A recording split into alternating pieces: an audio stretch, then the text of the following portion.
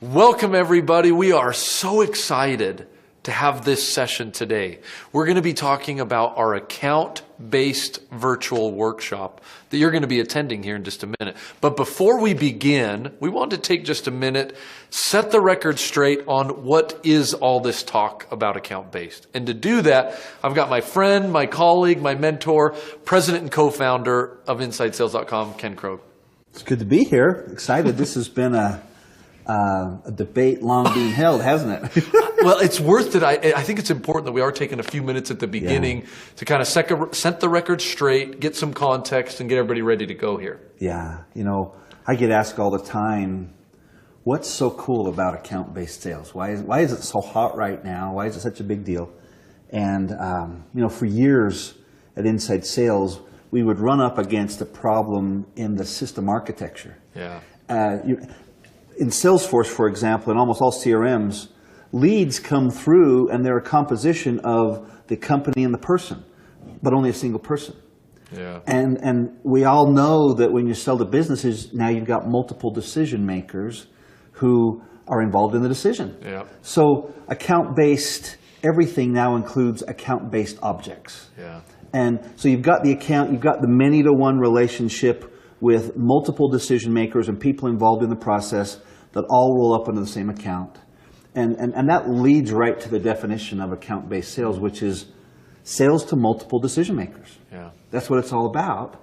And if we keep that in mind, that those decision makers have different agendas, different needs. Marketing has different needs than sales ops, than finance, than IT.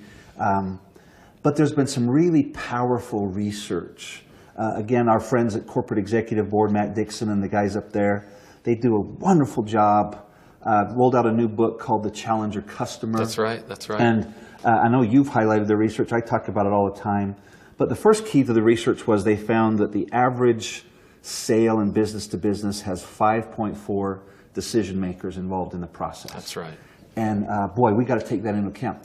Now, in our own world of selling, you know, especially at the enterprise level, which is where account-based really plays, you learn that probably 80% of the people in that process can say no to the sale, but only 20% can say yes.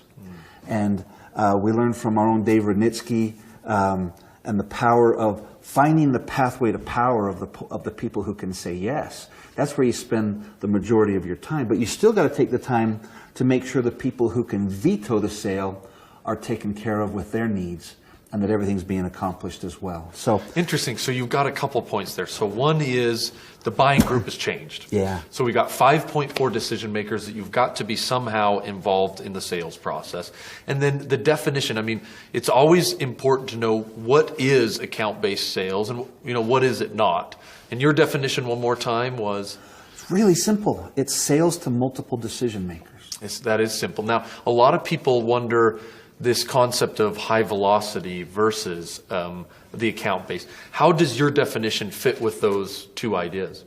Well, you know, the high velocity model, and we really pioneered that, is just what it says. It's speed. Yeah. It's making more calls faster. It's responding quickly to inbound leads. High velocity is both inbound and outbound. Right.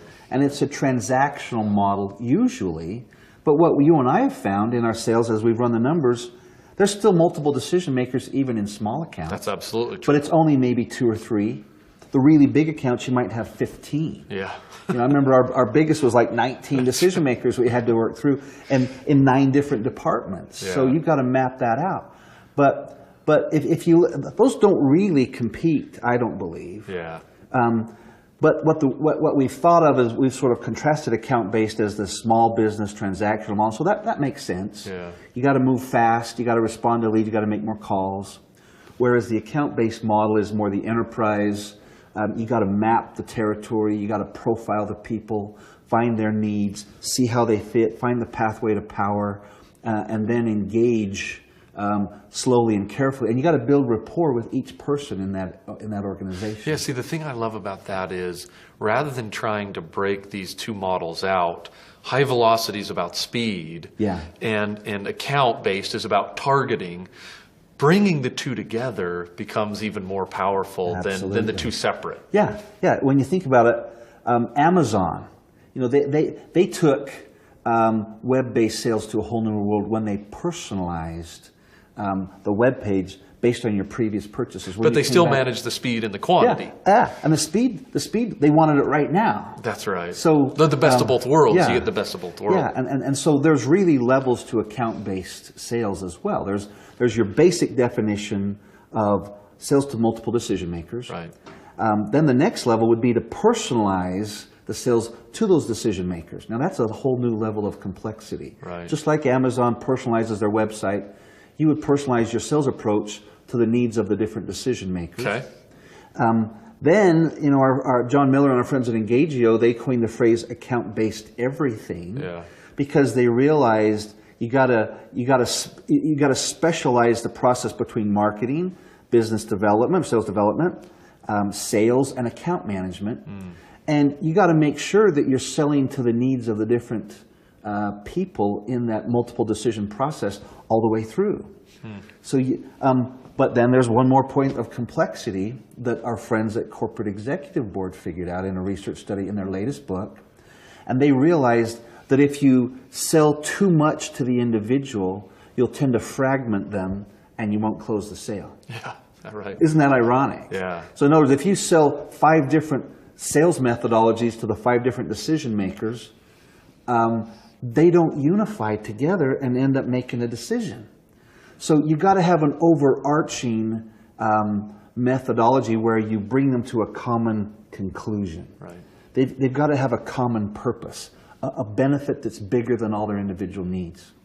So you've got to personalize the who, but you've got to build consensus on the what. Yeah, I love the that. result you're trying to focus on. That's a great line. Personalize around the who and the why And the why, potentially, yeah. and then really start to build consensus about what the results are, what you're selling, That's it. etc. But what Corporate Executive Board found is if you just personalize the who and the why and don't bring it to consensus, you actually lose more sales. You start to than get you splinter. gain. You splinter it. So you got to get them to the end result that they all agree on. Interesting. And that's what you remind people of. That's a bit counterintuitive, but it changed the whole model. That's a powerful principle. So we've got a little bit of, why we're even talking about account-based sales. We got the definition and broke that down. Now there's some, any misconceptions around account-based sales that you hear? Yeah, it's sort of funny. Account-based sales has been around forever. Yeah. It's target accounts. Weren't you doing this 30 named years accounts. ago? Yeah, I mean, that's the same thing. But the difference was the systems didn't support it. That's right, yeah. And again, hats off to Engagio, our own infrastructure. We realized we needed to move our dialer technology, Seek and now even playbooks, to be able to work in an account-based model that handles many to one. Yeah. So that we can build a personalized cadence for each of those 5 or 6 decision makers. As you approach them, right. But still unify them to the end result of making a purchase want to decision. So I think it was really the technology that kind of brought that final change. That launched this new big push on account-based sales, because now we can actually do it. And Trish Bertuzzi, she's got a really cool model around account-based revenue. And then, account-based everything. Account-based sales development, we've got them all, right? Marks all the way through the process, and we have to recognize those great contributions. A lot of interesting things going on. So as we wrap this up, one of the things I feel like a lot of people are often asking is, who is this right for?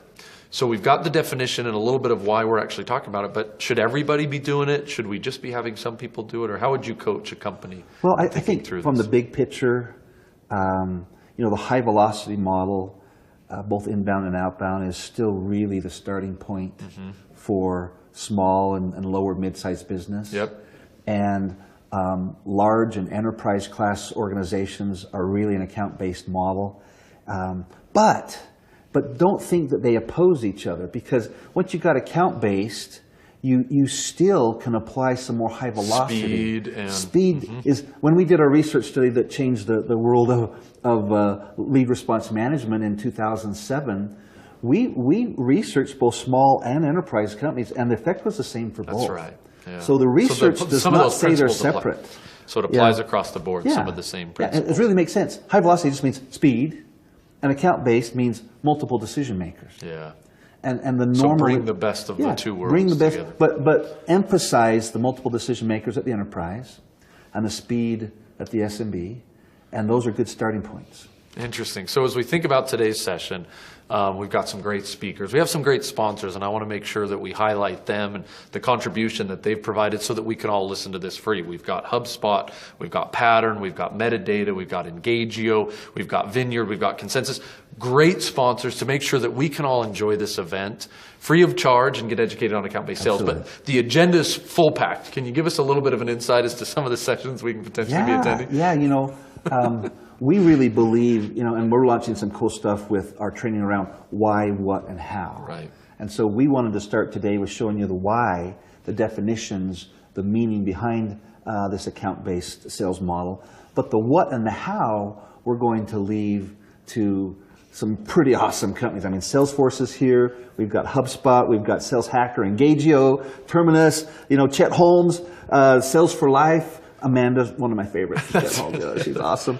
Yeah, but we got Amanda some powerhouses, and they're going to give you tidbits of how they approach the account-based sales model in the how. So why, what, how. It's got some horsepower. We're going to show you a couple of fun things around trends. And let's see how it goes. Yeah, I'm excited. I'm going to be taking note. I am also very excited. I think this is going to be a fantastic day for our account-based virtual workshop. Now, please do remember, we have 4 key tracks. So once you're done with this session, choose one of the main tracks. You'll have account-based marketing, account-based sales development, account-based sales, and then account-based customer success. So you can watch this session and then dive into one of those tracks and then participate those as you please. So it's going to be great. A lot of information, a lot of great sponsors, a lot of great speakers. So with that, let's get at it.